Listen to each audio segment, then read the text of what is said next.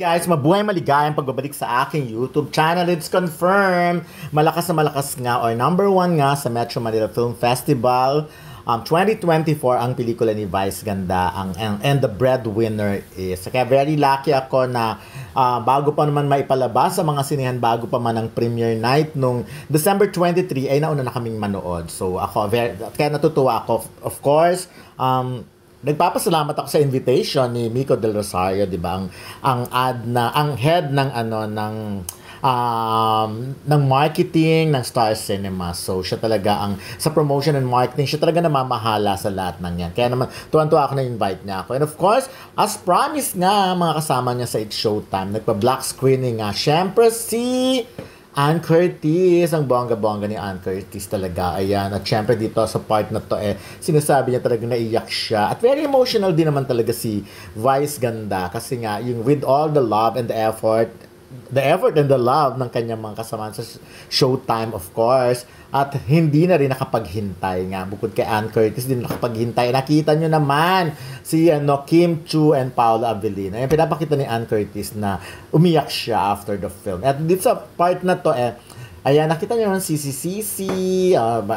Ann at saka si Kim, diba? By the way, hindi nga, nauna na nga nanonood si Kim Chu. Supposed to be tomorrow pa o ngayong December 27 pa magkakaroon ng pa-black screening si Ann Curtis, si Kim Chu and Paolo Avellino. Medyo, lang ako doon, kung magpapa-black screening si Kim Chu, medyo mahahati ang attention ni Vice Ganda because we all know na gabi ng parangal naman ang December 27 at sa Soler Hotel sa May Pasay gagawin yon. So, saan kaya magpapa-black screening si Vice Ganda? Paano niya kaya hatiin ang katawan? Definitely, gabi yan So, anyways, ayan, so excited na talagang marami. Naputol daw yung ulo ni Vice dito. Anyways, ayan, ayunin ko na lang. Anyways, ayun na nga. So, nakakatuwang makita. Syempre, ang dami-daming kinilig sa paayuda na naman nila Kim Chu and Paolo Avellino, diba? Kanya yun at least, diba? Sa event na ito ni Ann Curtis at ni Vice Ganda, present ang dalawa.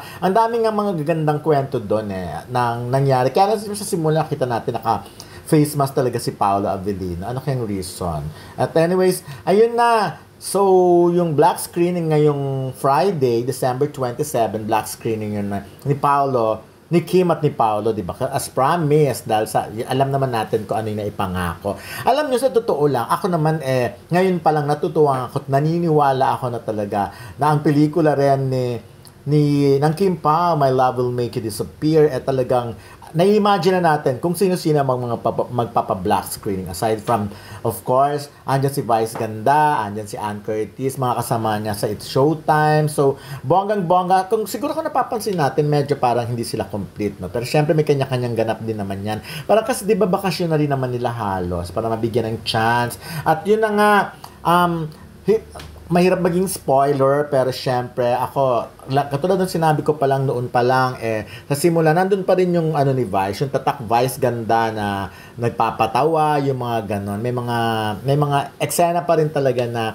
siya lang yung carry niyang gawin, of course. Pero syempre, sa middle ng pelikula, up to the latter part ng movie, talagang paiiyakin na kayo. So, nakakatuwa rin ng friendship na ito nila Ann Curtis at ni Kim Chu, because of Showtime talaga na-develop ang kanilang pagkakaibigan. So, kung nasaan ang isa at nasaan isa. I'm sure naman sa pa-black screen ni Kim Chu, sana, nandun din yung mga talagang kaibigan din ni Vice Ganda. For example, sila Angelica Panganiban and all that, yung mga ganun. Pero ako natutuwa, sana na-invite din talaga ang mga Kim Pao fans, no? Yung mga Kim Pao fans na ma-invite dun sa pa-black screening ni Kim Chu at ni Paolo para kay Vice Ganda. Yun lang naman para at least mag-enjoy din sila. Esensya na Vice, naputol kita dito sa part na to. Anyways, ayun, maraming salamat of course sa mga Kim Pao fans na patuloy na nag-support sa online show namin ni Ray Pumare. Actually, radio program yun because we have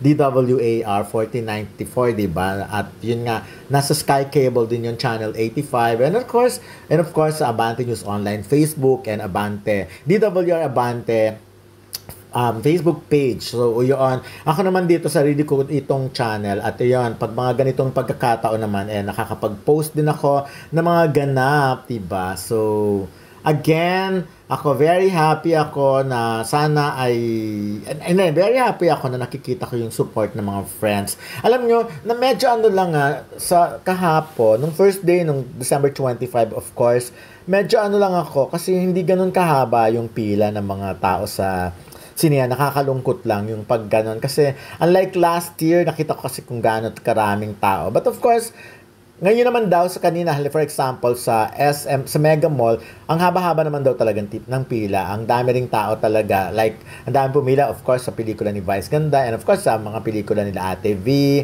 ang Uninvited, and Topak na Adjo Ataide, and Julia Montes, My Future You, and marami pang iba. So, ako naman, ang wish ko lang naman talaga ay panoorin din ng mga fans talaga yung ano, lahat ng pelikula, yung 10 na yan kung maaari sana yung 10. Kasi, syempre, para naman yung mga maliliit na producer or yung mga first time producer, ganahan din mag-produce pa. Kasi anong mangyayari kung major company na lang, major production company na lang ang nagpo-produce, di ba? What if kung halimbawa lang, hindi naman sila ganun karami mag-produce in a year, hindi naman yung katulad ng Regal Films noon na almost na every month may movie, tas in a month nga parang twice pa, 2 pelikula pa ang pinapalabas ni Mother Lily. And aside from yun nga, ngayon kasi karamihan nasa streaming app. But anyways, congratulations kay Vice Ganda, and I hope na mas tumaas pa ng tumaas, at sana mahit din ang Metro Manila Film Festival, yung